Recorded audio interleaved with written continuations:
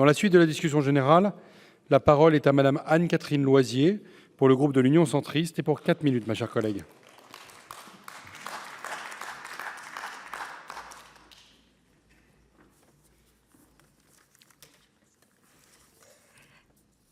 Monsieur le Président, Monsieur le Ministre, mes chers collègues, je concentrerai mon intervention sur la transposition de la directive RED III dans ce projet de loi DADU.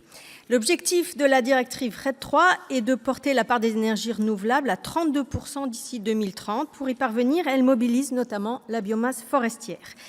Bien que moins importante en volume que la biomasse agricole, la biomasse forestière est une ressource clé pour les usages matériaux et énergie de notre pays. En 2024, le bois énergie est la première source de chaleur renouvelable en France. C'est dire les enjeux économiques liés à la transposition de cette directive qui revient sur les critères de durabilité environnementale de la biomasse dans un objectif de réduction des émissions de gaz à effet de serre et d'efficacité énergétique.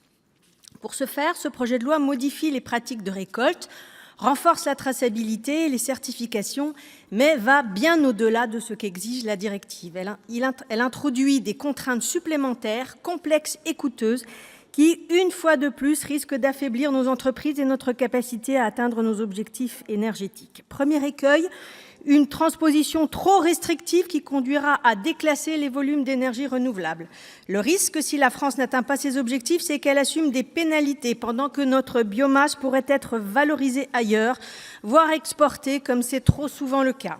Deuxième écueil, les distorsions de concurrence. Aujourd'hui, les aides publiques, même en baisse, bénéficient aux propriétaires de chaudières et aux énergéticiens, ce qui se conçoit pour stimuler les usages. Mais les coûts de mise en conformité de RED III, traçabilité, audit, contrôle, REP, pèsent principalement sur les exploitants forestiers et les scieurs qui ne perçoivent aucune aide pour transformer cette biomasse en énergie renouvelable. Ce déséquilibre économique injustifiable est contraire à l'esprit même de la directive qui consiste à éviter les distorsions de concurrence. Troisième écueil, le choix français d'un dispositif, passez-moi l'expression, ceinture et bretelles, qui cumule législation détaillée plus système volontaire à la charge, une fois encore, des exploitants. Alors que la directive offre aux États membres la possibilité de mise en œuvre soit par la législation, soit par un système volontaire avec contrôle par tierce partie, de nombreux pays forestiers voisins ont d'ailleurs fait le choix de la législation afin de ne pas dégrader la compétitivité de leurs entreprises. Mais la France, elle, a retenu l'option la plus coûteuse et la plus complexe, à savoir une législation détaillée et prescriptive, plus un système volontaire à la charge exclusive des exploitants forestiers.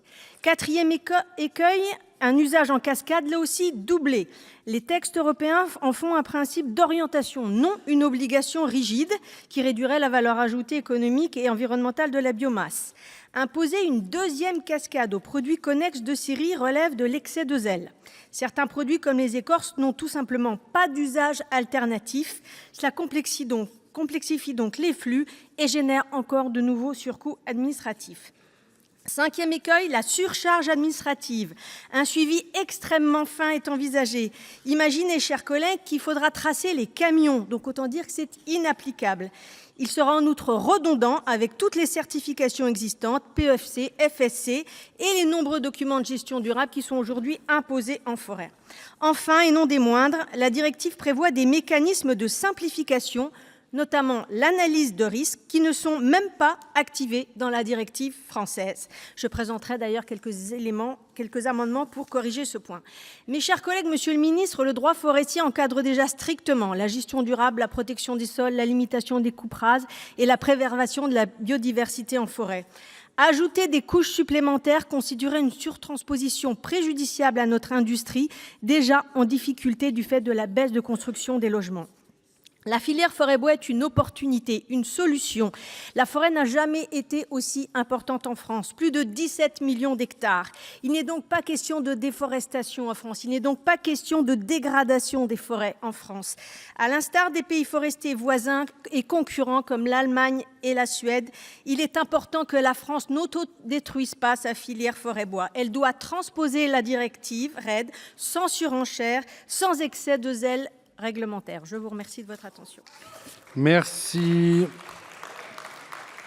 La parole est à présent à Monsieur Vincent Louault pour le groupe Les Indépendants, République et Territoires. Et vous avez 6 minutes.